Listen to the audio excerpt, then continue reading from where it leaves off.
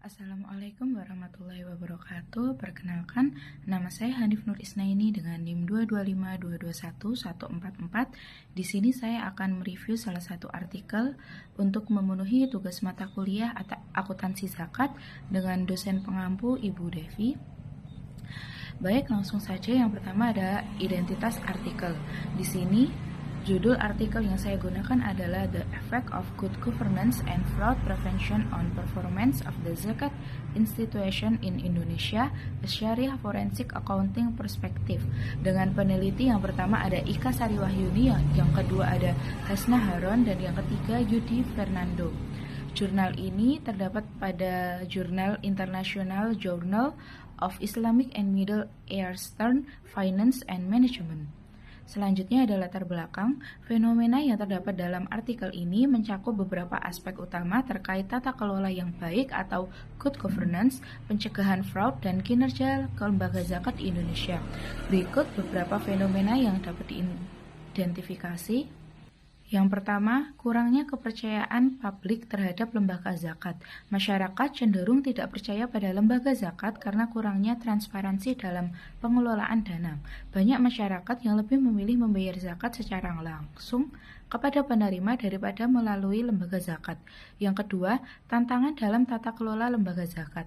Banyak lembaga zakat di Indonesia belum menerapkan prinsip tata kelola yang baik, tidak adanya standar akuntansi zakat yang seragam, dan kurangnya tenaga profesional dengan latar belakang akuntansi syariah dalam pengelolaan zakat. Yang ketiga, adanya resiko fraud dalam lembaga zakat.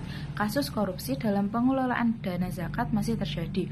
Praktik penyelewengan dana seperti menahan dana zakat di bank lokal tanpa mendistribusikannya tepat waktu, dan minimnya mekanisme pengawasan internal untuk mendeteksi dan mencegah fraud.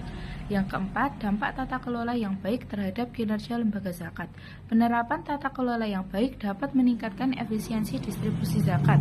Prinsip seperti akuntabilitas dan transparansi dapat meningkatkan kepercayaan publik. Penerapan pencegahan fraud dapat memperbaiki kinerja lembaga zakat secara keseluruhan. Yang kelima, peran akuntansi forensik dalam mengatasi fraud. Akuntansi forensik dapat menjadi alat penting dalam mendeteksi dan mencegah penyelewengan dana zakat. Masih sedikit lembaga zakat yang menerapkan akuntansi forensik berbasis syariah. Kurangnya tenaga akuntansi forensik yang memahami hukum Islam dan prinsip syariah.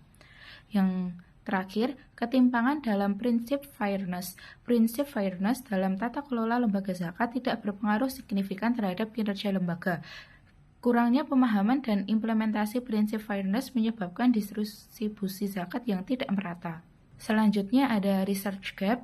Research gap dalam artikel ini mencerminkan beberapa keterbatasan yang masih perlu diteliti lebih lanjut. Studi ini hanya berfokus pada lembaga zakat di Indonesia, sehingga belum dapat dijadikan representasi tata kelola dalam institusi Islam secara umum. Oleh karena itu, penelitian lebih lanjut disarankan untuk memperluas cakupan ke institusi Islam lain seperti pondok pesantren, panti asuhan, dan platform crowdfunding Islam. Selain itu, penerapan good governance dalam lembaga zakat yang diteliti masih dalam tahap awal, sehingga efektivitasnya belum dapat diukur secara optimal. Banyak pengelola zakat yang belum memiliki pemahaman mendalam tentang prinsip tata kelola yang baik, yang menyebabkan implementasi kebijakan masih belum konsisten. Dalam hal metode penelitian, studi ini menggunakan pendekatan kuantitatif yang membatasi wawasan mendalam tentang praktik tata kelola dan pencegahan fraud di lembaga zakat. Oleh karena itu, penelitian masa depan perlu menggabungkan metode kuantitatif dan kualitatif untuk mendapatkan pemahaman yang lebih menyeluruh. Selain itu, studi ini menyoroti pentingnya penerapan akuntansi forensik dalam mencegah fraud di lembaga zakat. Namun, akuntansi forensik berbasis syariah masih belum berkembang dengan baik. Tidak adanya konsensus mengenai bagaimana akuntansi forensik syariah harus diterapkan di lembaga Islam menjadi area penelitian yang perlu dieksplorasi lebih lanjut. Terdapat keterbatasan dalam kompetensi akuntan dalam pencegahan fraud. Studi ini menyarankan agar penelitian selanjutnya berfokus pada tingkat adopsi dan kompetensi akuntansi di lembaga zakat dalam mendeteksi secara serta mencegah fraud. Selain itu, perlu dilakukan kajian yang lebih mendalam mengenai faktor-faktor yang mempengaruhi penerapan akuntansi forensik dalam lembaga Islam. Dengan memperhatikan research gap ini, penelitian masa depan dapat mengembangkan model tata kelola yang lebih efektif, meningkatkan transparansi dalam pengelolaan zakat, serta memperkuat sistem akuntansi forensik berbasis syariah. Selanjutnya adalah tujuan penelitian dalam artikel ini. Penelitian ini bertujuan untuk mengetahui pengaruh langsung dan tidak langsung tata kelola yang baik dan pencegahan penipuan terhadap kinerja lembaga zakat. Selanjutnya adalah kajian teori. Grand teori yang digunakan adalah teori stakeholder atau teori pemangku kepentingan. Perumusan hipotesis, artikel ini menguji 13 hipotesis yang berfokus pada hubungan antara good governance, pencegahan fraud, dan kinerja lembaga zakat di Indonesia. Yang pertama, ada hubungan antara good governance dan pencegahan fraud. Hipotesis 1, ada hubungan positif antara akuntabilitas dan pencegahan fraud. Hipotesis 2, ada hubungan positif antara arah atau kepemimpinan dan pencegahan fraud. Hipotesis 3, ada hubungan positif antara keadilan dan pencegahan fraud. Hipotesis keempat, ada hubungan positif antara legitimasi dan suara dan pencegahan fraud. Yang selanjutnya, nomor 2, hubungan antara pencegahan fraud dan kinerja lembaga zakat. Hipotesis kelima, ada hubungan positif antara pencegahan fraud dan kinerja lembaga zakat. Yang ketiga, hubungan antara good governance dan kinerja lembaga zakat. Hipotesis 6, ada hubungan positif antara akuntabilitas dan kinerja lembaga zakat. Hipotesis 7, ada hubungan positif antara arah atau kepemimpinan dan kinerja lembaga zakat. Hipotesis 8, ada hubungan positif antara keadilan dan kinerja lembaga zakat. Hipotesis ke-9, ada hubungan positif antara legitimasi dan suara dan kinerja lembaga zakat. Yang keempat, peran mediasi pencegahan fraud. Hipotesis 10, pencegahan fraud memediasi hubungan antara akuntabilitas dan kinerja lembaga zakat. Hipotesis 11, pencegahan fraud memediasi hubungan antara arah atau kepemimpinan dan kinerja lembaga zakat. Hipotesis 12, pencegahan fraud memediasi hubungan antara keadilan dan kinerja lembaga zakat.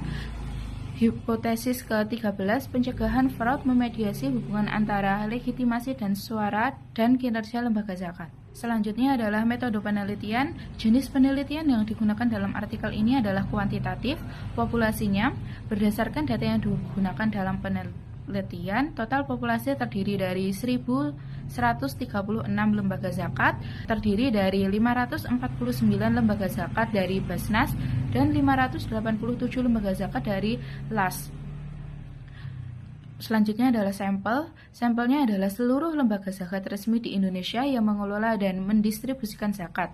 Teknik pengambilan sampel.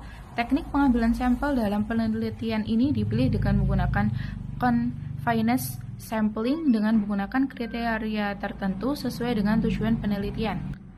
Kriteria pengambilan sampel, lembaga zakat yang memenuhi kriteria berikut dapat dijadikan sampel penelitian. Yang pertama, terdaftar secara resmi di Basnas atau LAZ.